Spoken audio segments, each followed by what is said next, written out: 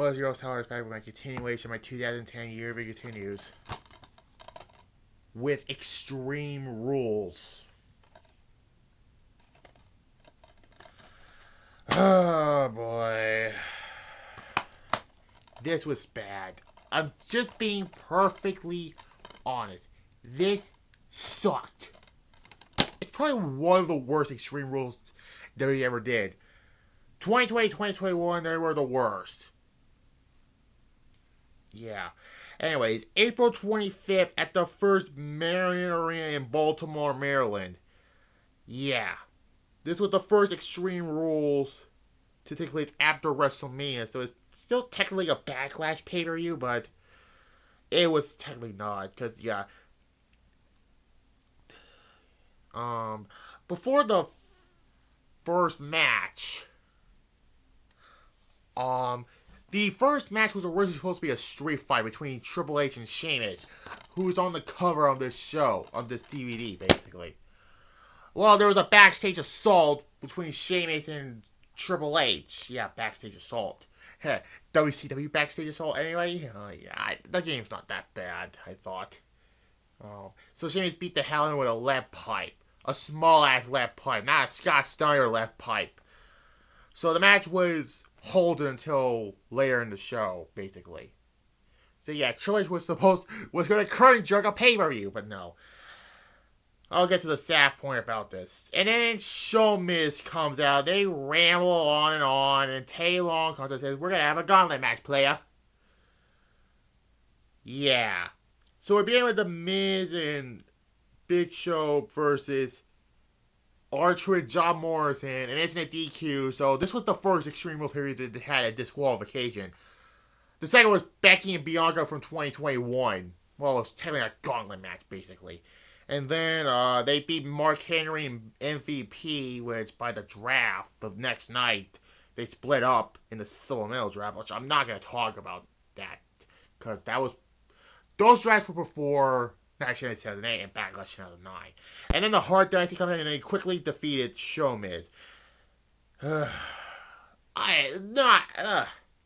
Two. It's a gauntlet match. What do you think it's going to be?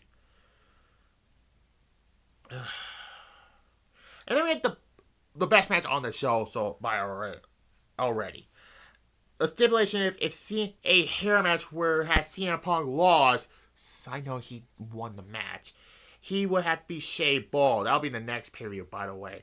CM Punk defeats Rey Mysterio, so his hair is safe, basically. I never liked the stipulation of the heel gets his hair cut, basically. Yeah, this was a great match. 8.5. Joy Mercury underneath a mask helped CM Punk beat Rey Mysterio, so yeah. It was still a great match. 8.5. And then we had a strap match between JTG defeats Shad. This was bad, honestly, and I know we lost Shad 3 years ago, and he did a heroic thing when he saved his kid and sacrificing his. Oh, I'm not gonna go there. Sacrificing his life, yeah.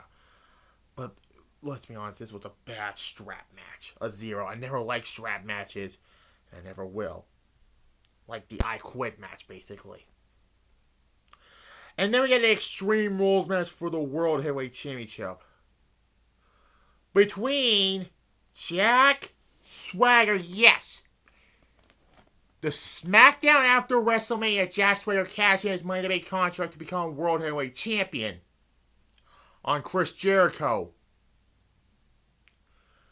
And his first opponent on a pay-per-view. You think it's going to be either Jericho or Edge? No, it's Raw's Randy Orton. And what's really so fucked up about the matchup screen, right? It shows Randy Orton from 2007. You couldn't get like a current looking Randy Orton on there at this time in 2010, that is. This was bad. Randy Orton was slow as a fucking snake. I get he's called the Viper, but do you really have to be slow as a fucking snake? This match sucked. These two do not have chemistry at all. This was so bad. Swagger at least retained the world title, because that's fine to me, but this was bad. Like, another 0. And then post-match Randy Orton RKO Swagger. For what reason? Actually, since Swagger won the match, I give it a 1 base. No, I'm keeping it in my original grade. This was not his self-destructive World Heavyweight Champion. No. That'll be the following pay-per-view. Yeah. Anyways, then Sheamus comes out. He cuts a promo on Triple H. By the way, Triple H was in the training room. He always starts saying, fuck it, I'm wrestling tonight. We have the street fight between Sheamus and Triple H.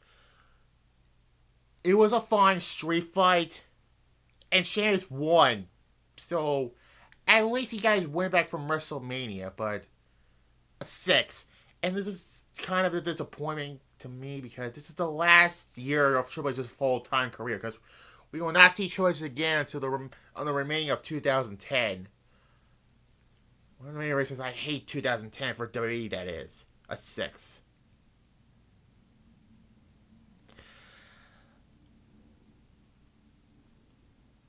And then we get this fucking stipulated match. Extreme Makeover match.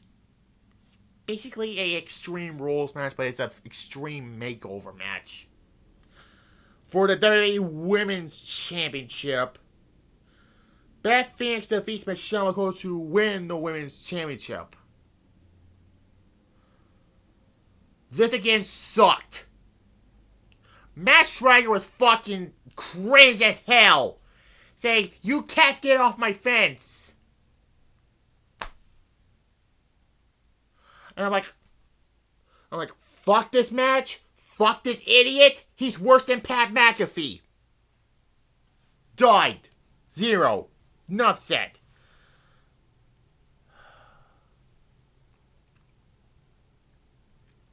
Anyways, then we get a steel cage match between Edge defeating Chris Jericho, another rematch from WrestleMania 26, and Edge got his win back from WrestleMania. Unfortunately, the following out of Raw, both men went to Raw. Like, honestly, I should have kept Edge on SmackDown, honestly. But yeah, it was a good match, but I don't think these two don't have the best chemistry. They have okay chemistry, but they don't have the best, I think. 7 out of 10? Yeah. Yeah, a 7. Yeah. Basically. And then we get the main event, a last man standing match for the WWE Championship. John Cena defeats Batista to retain the WWE Championship. Great match. Another really good match on the show. There was only like 2 very good matches. This and Punk Mysterio. 8 out of 10. There was a funny moment in this match where a fan shout, "I hate you, Batista!" And Batista goes, "I hate you too!" That was hilarious. Batista was hilarious. But this is infamous for the duct tape finish, where Cena pulls Batista into the ring post, in the family jewels that is, grabs a duct tape, and duct tapes Batista's legs to the post so he couldn't get up. This leads to their I Quit match at the next pay-per-view. I'll not tell you yet. 8 out of 10. Fucking hell, this show can go to hell. I'm giving this a 2.5 out of 10. 2.5 out of 10. It's almost as bad as Extreme Rules 2020 and 2021. You can tell right away this is not going to be good for me. Bad show. Did I forget to mention this is a Raw and SmackDown event? I think I did.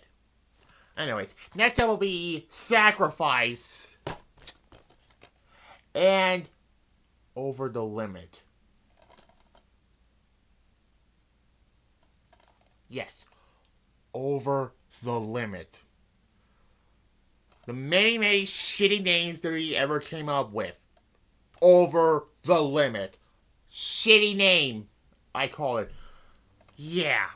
So that's the next two to come out. I will do my WrestleMania reviews later. So next is Sacrifice and Shitty Name, Over the Limit. Where we see an I Quit match between John Cena and Batista, where that was Batista's last match in 4 fucking years. I said this before. Be careful what you wish for. Sacrifice says tennis next. Bye.